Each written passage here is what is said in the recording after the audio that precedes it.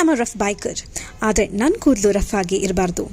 ನಾನು ರೈಡ್ಸ್ಗೆ ಹೋದಾಗಲ್ಲ ಅಲ್ಲಿ water weather change ಆಗುತ್ತೆ, ನನ್ನ ಕೂದಲು ಡ್ಯಾಮೇಜ್ ಆಗೋದು 100%.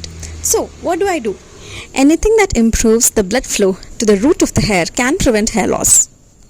Here are 3 steps you need to follow to get long, strong, healthy hair.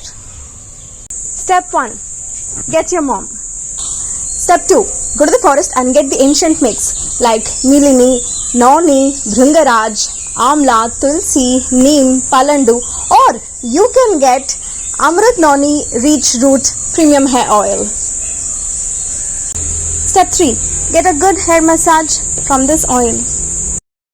ಈ ಹೇರ್ ಆಯಿಲ್ ನಮಗೆ ಹೇಗೆ ವರ್ಕ್ ಆಗುತ್ತೆ ಅಂತ ತಿಳ್ಕೊಳ್ಳೋಣ.